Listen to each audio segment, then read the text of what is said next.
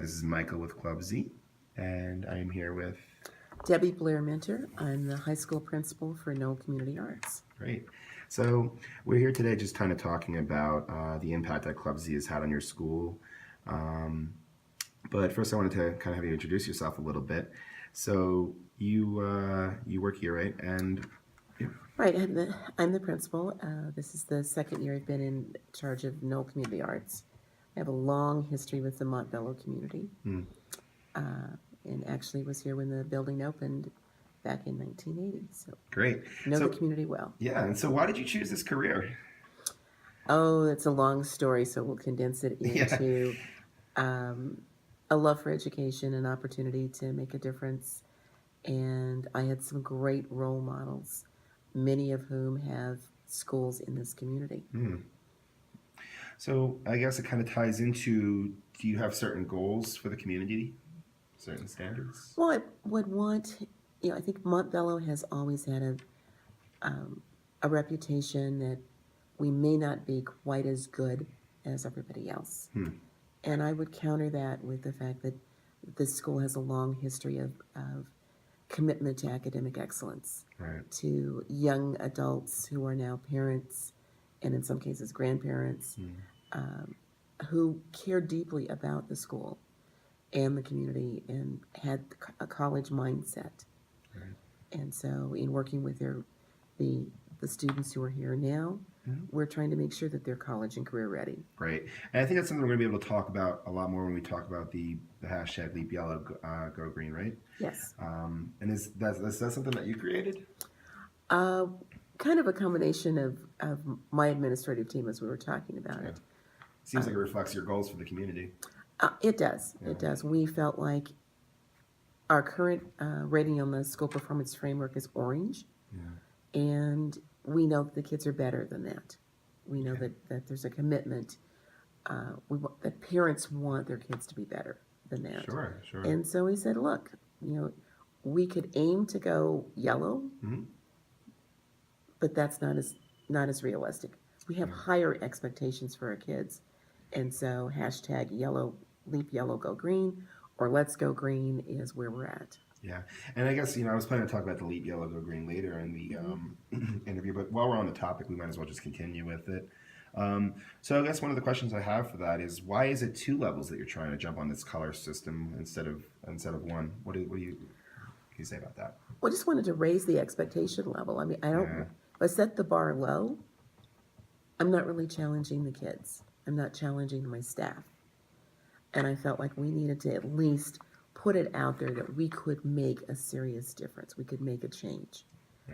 And to engage the kids to be better than the numbers say we are. Right. And I guess that, what do you think that has to do with the community perception, I guess, where you were in terms of that system versus where you're going? Well, I think that when we get compared to other schools, other high schools in the Montbello Green Valley Ranch community, many of them are charters. Our partners over at MLK, they're a green school. They've worked really hard to be a green school. And that's how high up in the scale is that? That's second from the top. And the one above that is? Blue. Gotcha. But many of the charters are blue. Parents want the best education for their kids. We want the best education for our students. How far does this standard level expand? Like, which districts are using this? In terms of a school performance framework? I guess the color-coded one that you're talking about specifically?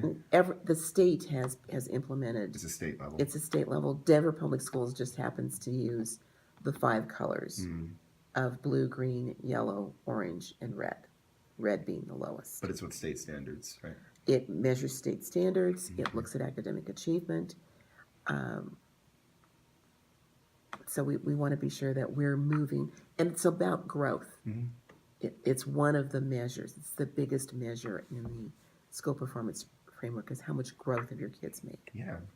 And it seems like a big part of this this idea of, leaping yellow and going green, right, is you kind of want kids to own their education. Yeah? So could you speak a little bit about that? What do you mean by that? Well, when I'm looking when kids are looking at their data, we've got data boards all over the building. And we're saying to kids, can you be successful? Where are you? Are you above the line or below the line? If you're above the line, you have your attendance is in order, your grades are in order, you're not failing any classes, you're on track to graduate. You are preparing to be college and career ready.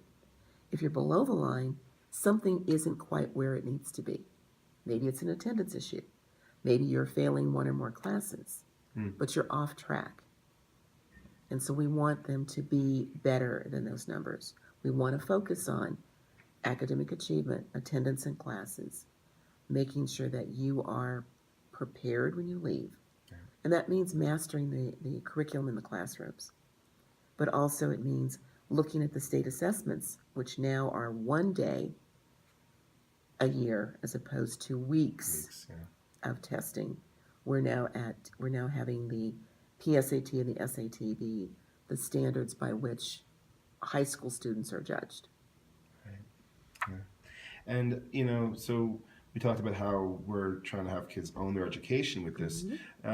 I think another big part of it is, how do you think it helps them represent their community and where they're from to increase these standards? I think when kids are proud of their personal growth and they know what their school is known for, we should be known for academic excellence as well as athletic skill and excellence.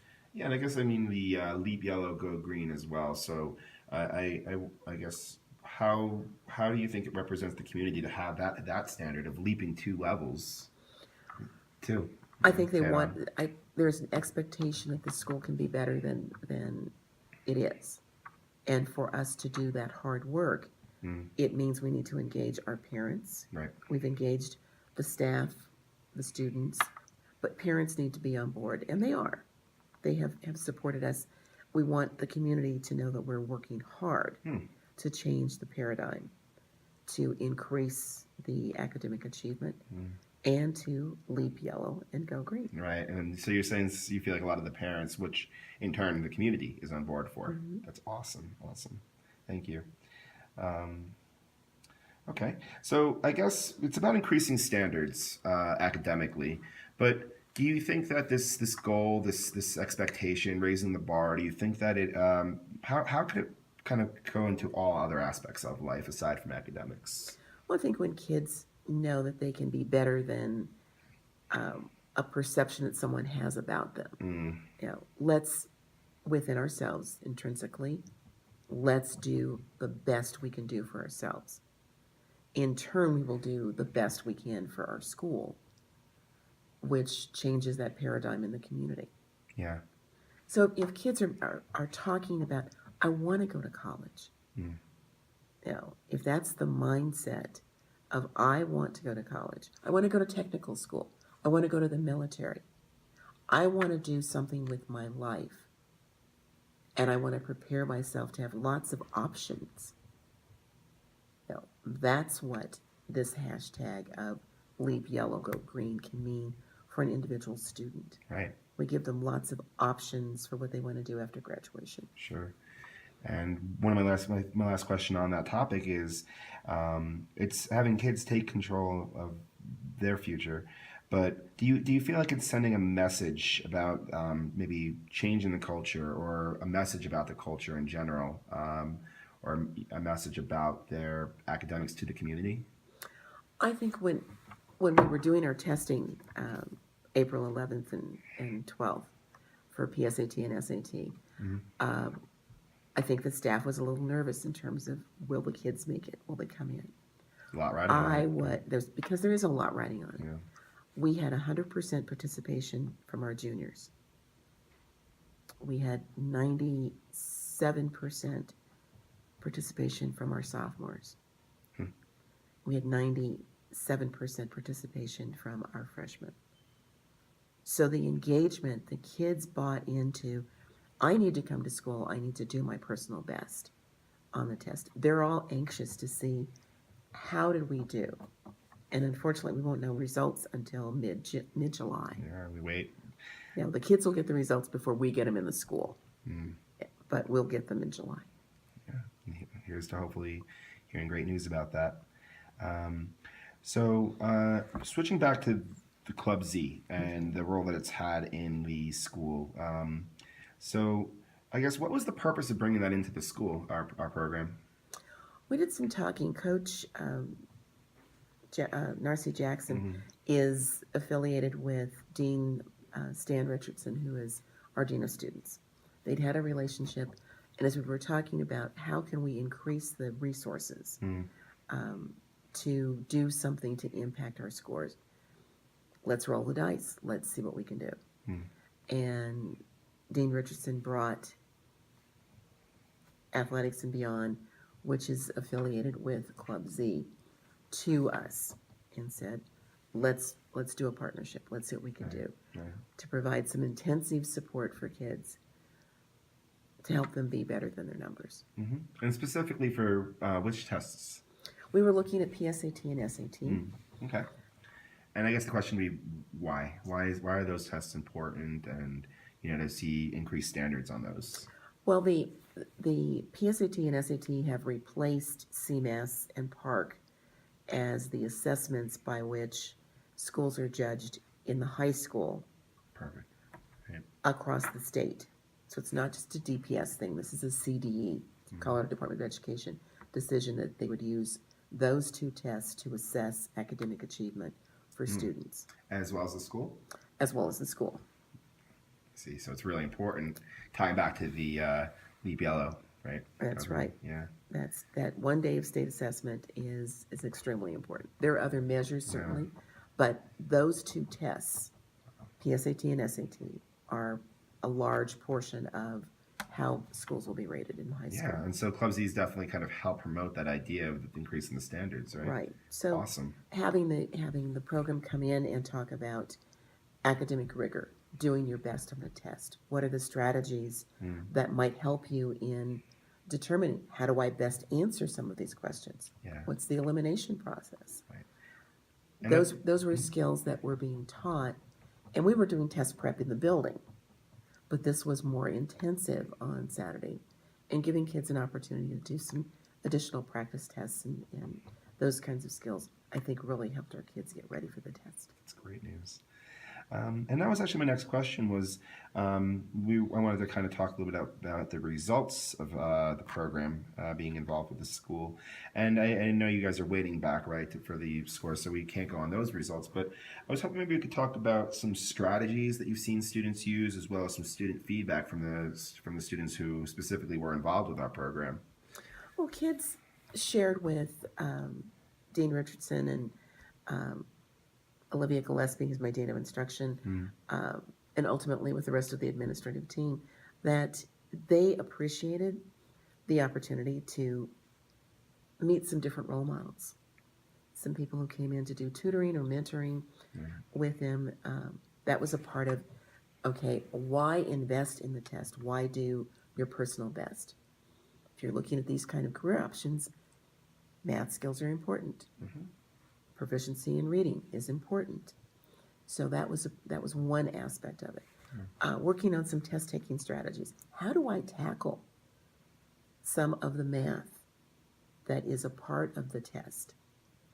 What's the process of elimination? How do I teach those skill sets to kids?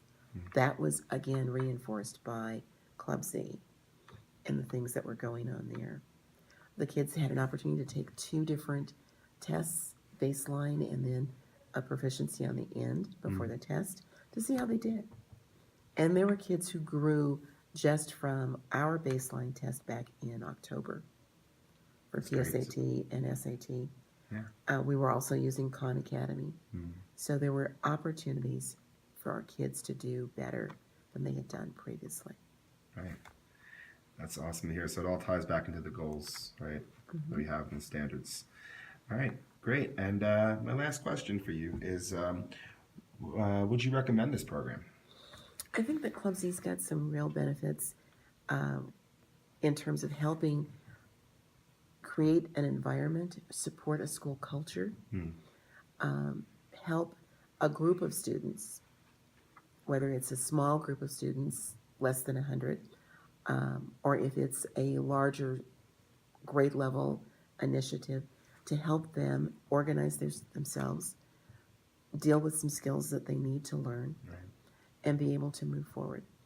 The work that we did with Club Z, I think, helped the kids who were a part of it, who engaged, be better than their previous numbers.